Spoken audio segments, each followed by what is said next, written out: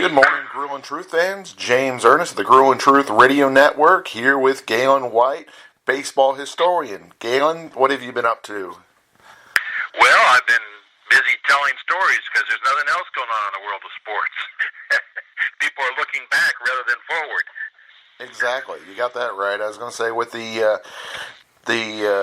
smash hit, the Last Dance, has inspired a lot of others to tell the history of different great events. And unfortunately, during the coronavirus, we lost one of the baseball greats.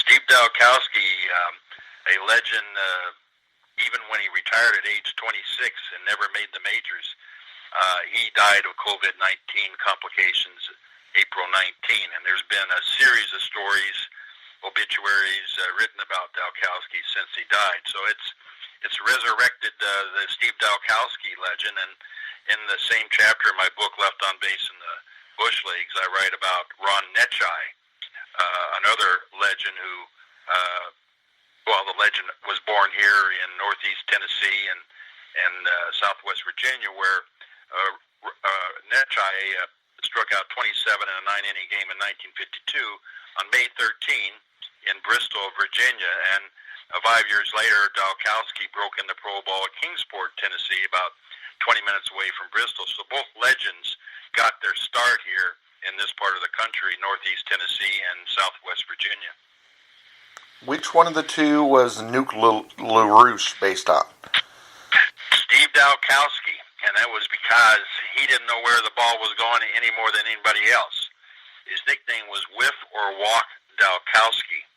And in his only win at Kingsport in 1957, he struck out 24, and he walked. I'm looking at the number. He struck out 21 and walked 24. Oh, damn. So that gives you an idea. Yeah. One season, Dalkowski in Stockton in 1960 in the California League, he walked 262, and he struck out 262.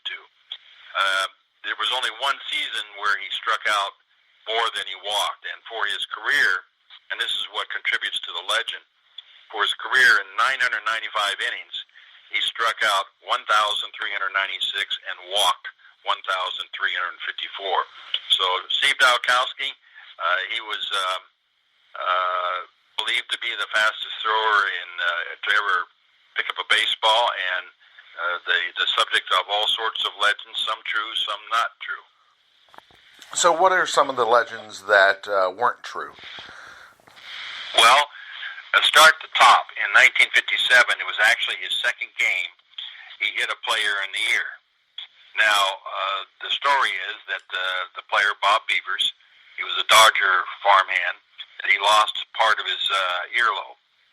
That was not the case. It got bloodied pretty good, and Beavers did not play about one more game of pro ball, and then from there on just played semi-pro ball.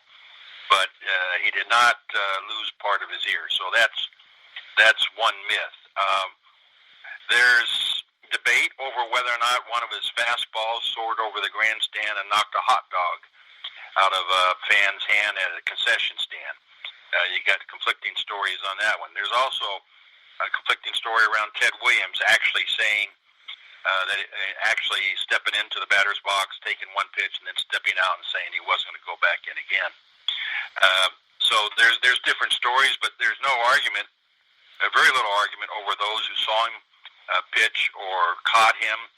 Cal Ripken Sr. caught him in a game, as a matter of fact, where one pitch, they got their signals crossed up, and the fastball that Dalkowski threw hit the umpire in the mask, knocked him unconscious, and he was taken to the hospital. So that's a true story. So there's enough true stories mixed in that you wonder just what if. In fact, when he died, the headline in one of the Boston Globe stories was the greatest what-if story in baseball history. And I believe that's true of Steve Dalkowski. Yeah, interesting note. We actually had Cal Ripken Sr.'s son. We had Billy on not too long ago with his new book. I would be I'm sure that he heard his father talk about Steve Dalkowski. In fact, Dalkowski was a Baltimore farmhand, and he never pitched in the big leagues, but he came very close to making it to the bigs. This would have been in 1963, and he was at spring training. He was dominating spring training. Nobody had hardly touched the ball in the 6 innings he pitched, and he pitched against the Yankees at Miami. And he was to pitch 3 innings, and he started out, and he just was mowing them down. In fact, he struck out Roger Maris, who 2 years before had hit 61 home runs to break Babe Ruth's single season record. And he struck out Maris, and New York Times reported, the writer wrote, when they met, Maris was theoretically standing near home plate in Miami, but his fanny was more or less in the Bahamas. So he commanded tremendous respect. Anybody, again, who saw him throw, there was no debate over him being the fastest anybody ever saw. And Cal Ripken includes in that Nolan Ryan, who he also saw pitch. Oh, wow. I mean, that's, pretty big praise. I mean, one of the fastest of all time to be compared with him. I mean, that's phenomenal. Well, Ron Shelton, the writer-producer of Bull Durham, he played baseball before he got in the movies, and he played in the California League. So the stories about Dalkowski were circulating around the time that Shelton was out there, and he obviously took note of all this and used Dalkowski as the basis for the character Nuke LaRouche. There's an artist in California, kind of a pop artist, and he has a painting of Dalkowski and Wild Thane Vaughn of Major League Baseball, oh, cool. the Major League movie about the Cleveland Indians. So Dalkowski kind of stirs the imagination, and I think on his death, everybody was reaching back into the memory bank and telling all their Dalkowski stories. Any other ones to tell? Well, I was trying to, there was he lived to be 80. He was almost 81. And nobody thought he would last that long because he was as hard a drinker as he was a thrower. His father was an alcoholic, and so from a very early age, Steve was drinking the hard stuff. And so when Steve was 25 years old, this would have been in 1964, Earl Weaver, the Hall of Fame manager of the Baltimore Orioles, chided him, "You won't live to be 33.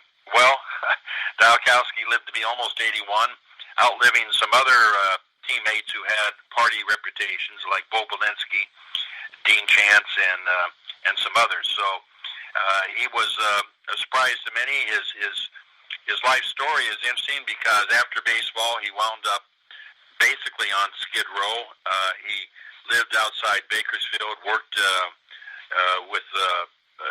on the farms there, picking vegetables, fruits, drinking when he wasn't working.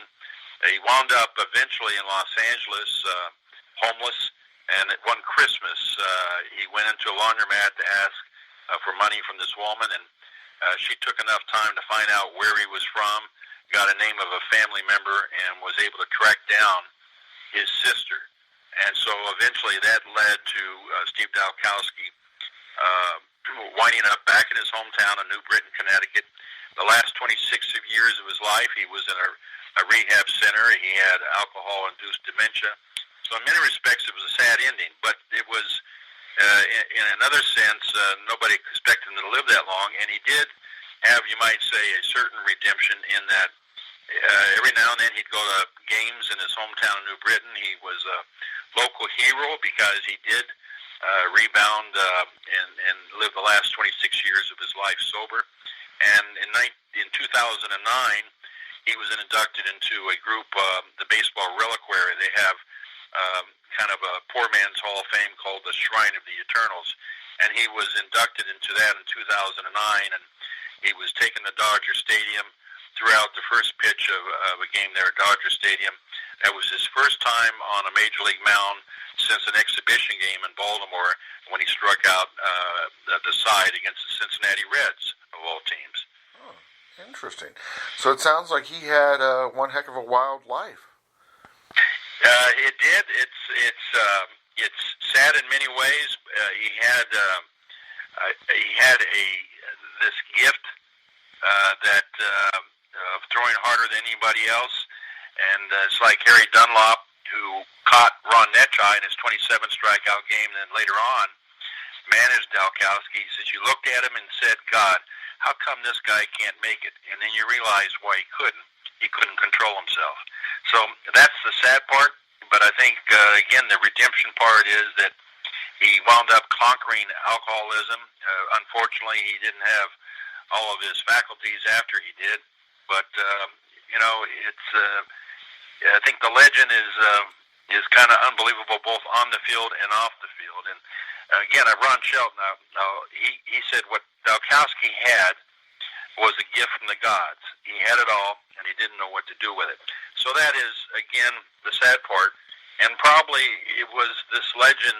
The legend may well have contributed to a lot of his problems because he was a legend when he broke in the Pro Bowl in 1957 here at Kingsport. And the next year in 58, they had him at the Army Proving Grounds in Aberdeen, Maryland, seeing how hard he threw. So that pressure, that legend, I think was a burden on his shoulders and may well have contributed to what happened to him eventually.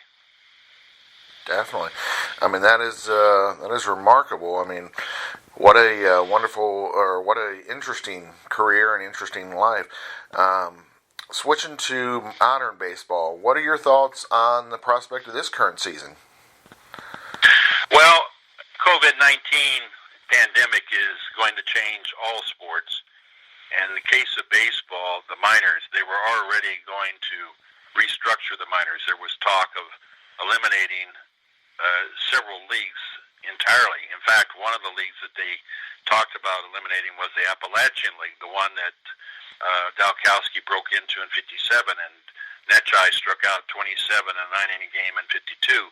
So the history of the Appalachian League, Darryl Strawberry came through Kingsport on his way up to the Mets, and Kirby Puckett played in this league and went on to the Minnesota Twins. So losing a league like that would, I think, make quite a dent in the history of baseball and affect the small towns. I think what baseball has already happened in baseball, if you look back to 1949, the apex of the minors, there were 59 teams. 10 years later, in 1959, there were only 21 leagues. I said 59. There were 59 leagues in 49 and 21 leagues in 59. You had the number of teams down from 447 to 156. You could see a similar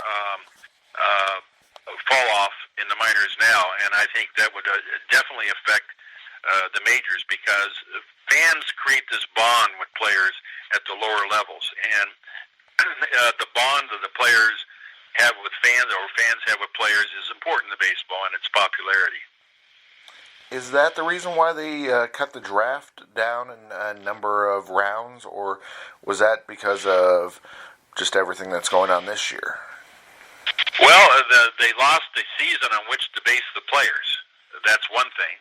And just think of an athlete's skills. I mean, an athlete's career is short to begin with. And then you take an entire season, whether it's in college or the minors or whatever, you take that out. And it has quite an effect. And certainly in the development part of a player and a pitcher, just sitting out a year or not being able to compete for a season, that is something that I guess I'd want to hedge my bets on that too. And I think reducing the number of rounds in a draft, that's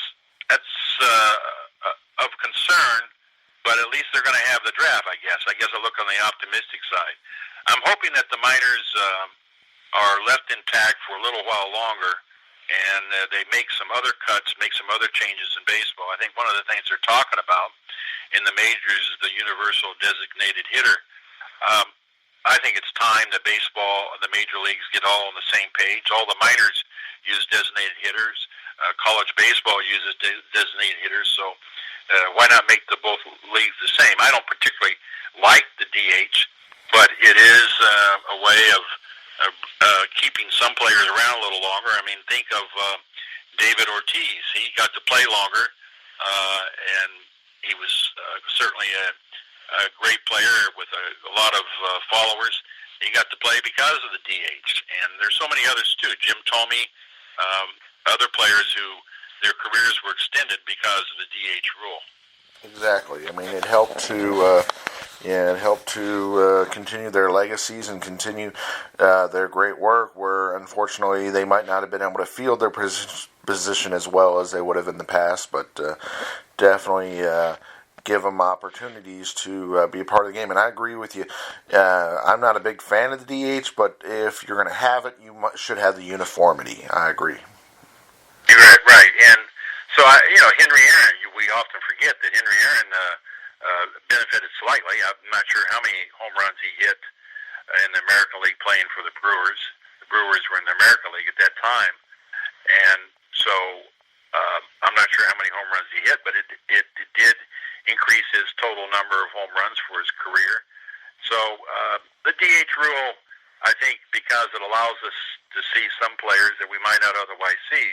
I've written quite a few books about the minor leagues and some of the minor league sluggers. And in my latest book, Left on Base in the Bush Leagues, I write about Joe Bauman, who set the all-time record up until Barry Bonds breaking it in 2001. But Joe Bauman hit 72 home runs in 1954. He did it in 138 games. He never made it to the majors. And I've always wondered, what if some of these sluggers who came along in the 50s in the minors, and what would have happened if there had been a DH rule at that time? I think we could have seen them in the majors and gotten a glimpse of what their potential was. But as it was, they were buried in the minors because they obviously had some defensive liabilities and they couldn't play a position in the majors. Exactly. I mean, it just seems like it was a lost opportunity for them and a lost opportunity for baseball. Of course, as always, Gaylon, we appreciate having you on the show. Any final thoughts? Any things that you want to discuss? Well, I'd like to just say that when I did some traveling promoting my latest book, Left on Base in the Bush Leagues, I visited the small towns where minor league baseball once thrived. And, of course, these towns no longer have minor league baseball. And, again, with this pandemic that's been shutting everything down, I'm hoping that we don't lose minor league baseball in some of the small towns where it remains. And so it's important that small town America be connected with the major sports because so much of our history is in those small towns. I agree with you. That, and then, of course, before we let you go, where on social media, where on the web should our fans check you out at? GaylonWhiteBaseball.com, and I'm on Twitter as well, and my books are on Amazon.com. The publisher of all my books, Roman and Littlefield, so I have 4 books out. I have a 5th one. If we ever get baseball back, I have a 5th one coming out early next year. It would be called The Best Little Town in the Baseball World, and it's about a little town in Crowley, Louisiana that was at the top of the baseball world in the early 50s, and of course now doesn't have any professional team, but it still has the ballpark. And I think that's one of the things that's interesting. There are small towns in America that still have some of the ballparks they had in the 50s or the 40s. The ballpark that Joe Bauman hit 72 home runs in 1954 in Roswell, New Mexico is still there. So if you're looking for a road trip, go to some of these small towns where some of these old ballparks still remain. It's quite a trip. Sounds great. Thank you, Gaylon, for joining us. Thank you very much. Appreciate it.